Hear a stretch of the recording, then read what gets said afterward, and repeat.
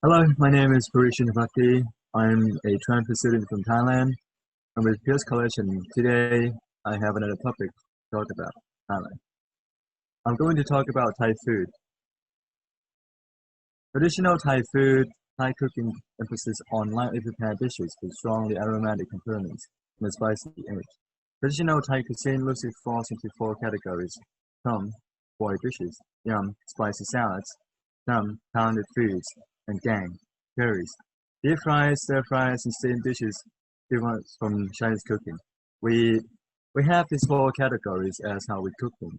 Um, we didn't really have deep frying until maybe a couple 200, 300 years ago, but these four categories are the main categories for cooking food in our country.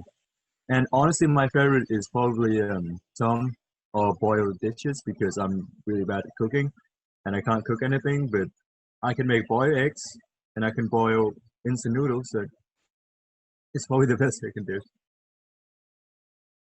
So Thailand have regional cuisines. We have the northeast, we have the northern, we have central, and we have southern. All these four regional have different type of food that we would like to eat. And some people would like something really spicy. Some people would really like something mild, like something in central. Me personally, I prefer central because I'm not a good spicy person. I would die from a single chili. Northeast Thai food. Also, Northern Thai cuisine embraces more of the bitter flavor from in herb and offal. Its ingredients are reflected in Northeast style lab, which season minced pork with spices like nutmeg, cardamom, and star anise. Sausages, salad, and chilies paste, sticky rice features much more prominently. Now, this is probably my aunt's favorite dish because she's been making a lot of it, and I don't hate it, but sometimes it's really spicy, and I just have to go through it. But honestly, it's a good dish because you have this flavor, you have this umami flavor. Sometimes, even though it's really spicy, it's really tasty with sticky rice. It goes really well together with rice, and it goes even better with vegetables like maybe lettuce or something like. We have North Vietnam Thai food. North Vietnam Thailand shares a border, a language, and a culture with Laos. You can see the way the two countries influence each other in dishes like lab, papaya salad. Fermented sausages, grilled meat, and sticky rice are all quintessentially food. The spicy that here is most of the dry heat, derived from dry roasted and crushed chilies. Oh, chives. Strong, funky, and savory flavors from fermented fish paste and cut with the acidity of lime, creating this salty, sour, spicy symphony that's all the heart of North Asian cuisine. Now, I've not tried a lot of North Asian cuisine myself, but I've tried a lot of papaya salad because I think that's my mom's favorite. Papaya salad can be made in a lot of ways. You can make papaya salad with just papaya and have some fish sauce, and then have some chilies, and that can be your papaya salad. And you can go really, really far to having a pickled crab in there, and then like maybe 20 chilies because it's how my mom likes it. She likes some pickled crabs and then quadrillions of chilies, and I just cannot go through with it. My mom somehow has this tongue of God where she can just take heat, and apparently I'm questioning myself if I'm her son or not because I can't take spicy. Central Thai food. Thailand's central region, home to the culinary wonderful. That is Bangkok. The cuisine here features steamed jasmine rice, stir fries, vegetables, seafood soups, and the frequent use of coconut milk and other sweet flavors, as well as the noodles and curries. Now, since I live in Bangkok, I have a lot of these. We have jasmine rice almost every day, definitely every week. Stir fries vegetables every week as well. My mom likes to make that a lot. Seafood, however, is not really my taste. I don't hate seafood.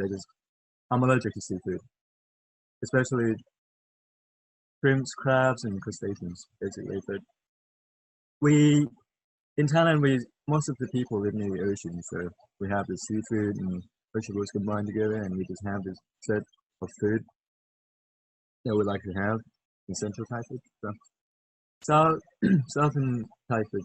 In Southern Thai cuisine features seafood, tamarind, coconut milk, as well as a spicy red heat. It's common in its cuisine. curries, and stews. They're so close go thanks to spies like turmeric, which came eastward from South Asia, with the Muslim communities who now live a long time in Southeast Venezuela. So I talked about dry heat before. Dry heat is basically chili stir fry or something, and then now wet heat is a different thing because it's like curry, and my mom made a lot of curry. I had a lot of curry as well, and curry can be ranged from really mild to extremely spicy that you will die after a few touches. And my mom really likes spicy.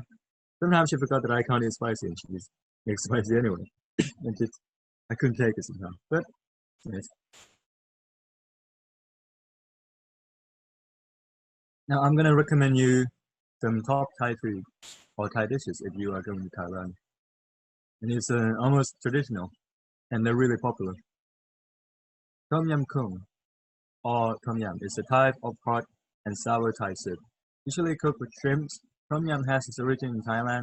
The word Tom Yam are derived from two Thai words. To refer to the boiling process,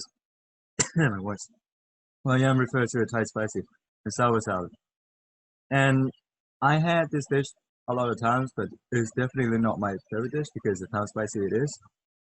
But if you can take spicy, this food is really great. Now, pad thai, however, is probably almost my favorite. Pad thai is a stir-fried rice noodle dish commonly served as a seafood and at most restaurants in Thailand. As part of the country's cuisine, it is typically made with rice noodles, chicken, beef, or tofu, peanuts, scrambled eggs, and bean sprout, among other vegetables. When I go to a restaurant with my parents, this is the only thing they know that I can eat because most of the things are spicy. Now, pad thai has little to no heat. We don't usually put chilies into pad thai.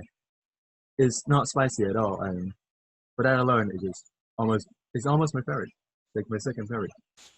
And my parents know that I like pad thai, so every single time we go to a Thai restaurant, they just gonna order it for me. And the next one is Thai fried bananas, a popular street food among local and tourists alike. Thai style fried bananas. They are delicious and a personal favorite of mine. The sweetness of the banana and the delightful crunchiness of the batter will leave you tired being satisfied. Now, some people might think this is really weird, and if you're watching this, you might think I've gone to like bananas or goodness, but back in when I was in middle school, maybe probably 5 years ago, I used to be on a school bus, and people on the street would start walking around with these, and they would start selling fried bananas. I really enjoy fried bananas. They might sound silly, but they're amazingly good. They comes in various types of bags. Sometimes they have different seasoning. Sometimes they don't season at all. Sometimes they have fried potato, which we would call French fry, but it's a little thicker. And sometimes they have a lot more things in bananas. Sometimes they put in sausages as well, but mainly just banana. The most commonly known street food in Thailand, maybe. Mango and sticky rice is a traditional Thai dessert made with glutinous rice, fresh mango, and coconut milk, and eaten with a spoon or sometimes their hands. Now, most people don't see rice as a dessert or something you can put in a dessert because rice have this taste that it just tastes almost like nothing. It just tastes like rice, and rice got good with everything. That's what most Asians said. Now, this one is weird because glutinous rice is sweet. It's like sticky rice, but it's really sweet. And when you eat with mango kind of cuts down the heat a little with sourness, and honestly, it's really good. I've had this multiple times, and every single time I've had it, it's really good. There's not a single time I didn't like it. Now, last one, fried rice. I just take with that. Fried rice is a combination of large grain rice mixtures of one piece carrots and onions and scrambled eggs mixed all together. Have fried rice as an entree or a side dish when serving it. If you love fried rice, try this variation of fried rice. Bacon fried rice, shrimp fried rice, or chicken fried rice. So my favorite would be probably bacon fried rice because they're really easy to make. Shrimp fried rice probably not too much because I'm allergic to crustaceans. And I've never tried chicken fried rice too many times. It's kind of weird how fried rice became my first dish, and before that, I've never made anything. I've never made boiled egg. I've never made, I haven't even made noodles before. I've never made instant noodles. fried rice is my first dish. It all happened because we had a group project in school, in middle school, and we had to record ourselves making food, and then we come up with fried rice. And then my friends know that I am not good at cooking, and we picked something rather simple. Making fried rice is not as hard as it sounds.